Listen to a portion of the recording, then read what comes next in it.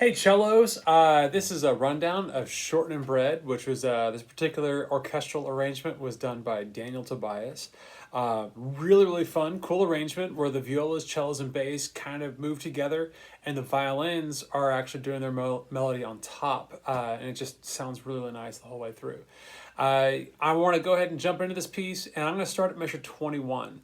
The reason I'm starting at this measure is because when you look at the section, measure 21 through 28, you'll see that we have something new in our music that we haven't seen before, and that is the accidentals. We have accidentals in measure 22 as well as 23. In measure 22, we have natural signs there over our notes C and F. Now, this actually ties into the key signature that we have for the piece. If you go back to the very beginning, look at the actual bass clef, and right next to it, you'll see two sharps. That's our key signature. And since we have two sharps, look which lines or spaces they actually intersect on the staff. You'll notice that the first one goes through the F line on the D string, and that means that every F in the piece is actually F sharp. The next one you'll see the space on the G string for cello where C would be is actually marked sharp. That means every C is now C sharp. And so that carries through as our key signature. When we get to measure 22, it's really important to notice that we actually have naturals over that. That means those are accidentals, and that means for that measure, and that measure only, C is now natural. F is now natural. It is no longer sharp. And the same is true when it comes back at measure 26. In the following measure, we have the same principle where we have B and E, but we have a flat symbol in front of it.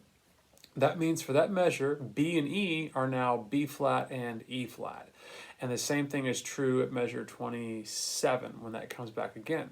So how do we actually play it? It's really important that what I do is I actually set my third and fourth finger down on the G string like that, and my first and second finger on the D string. So when I play 21, I play open D, open G, and I set fourth fingers down, and you'll see the second finger is already hiding back on the D string. I cross over to an F natural.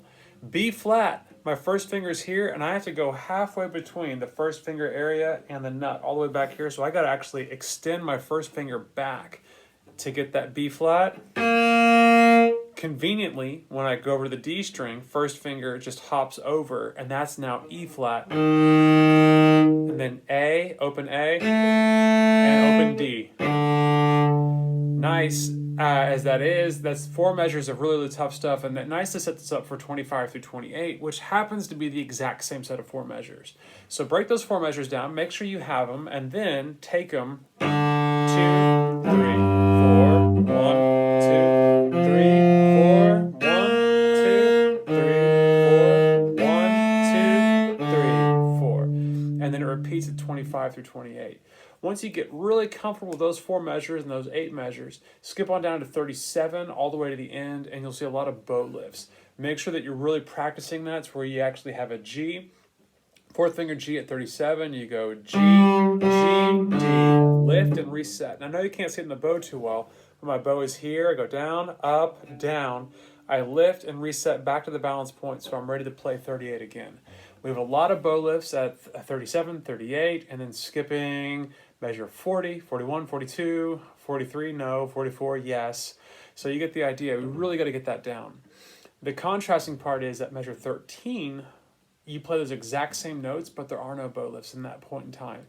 And this actually helps the rest of the music lay out really well. So really important to know, 13, 14, 15, no bow lifts. 37, 38, 39, which are the exact same rhythms and the exact same pitches. You do have 37, 38. Those do have bow lifts in there. So at this point, I'm going to go ahead and actually run through the entire piece. I'm going to have my metronome set to 120. That is the actual tempo for the piece. And you'll hear it click off and go. And you're going to have to count through all your whole notes, make sure those get one beat, one full measure, so that's 4 beats inside of one whole note all the way through. Make sure you get the bow lifts there, and also at 33, it's marked piano. You're going to hear me get really soft and then come back out strong at 37 for that forte. So, as always, you can practice with a slower tempo and build it up, but here's how more or less it should actually go. Beginning 1, 2, 3, 4.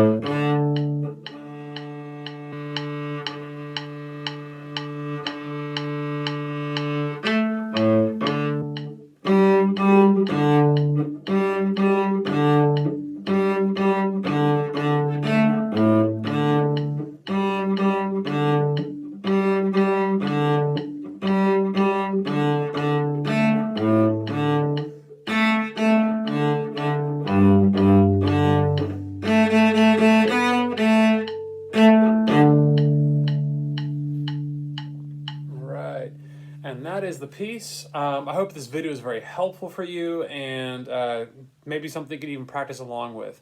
Make sure you always practice with a metronome, because your part is very independent from the violins. It's very important that you count through all your beats correctly and play your rhythms as precise as possible so that all the music lines up the way it needs to. As always, happy practicing and good luck.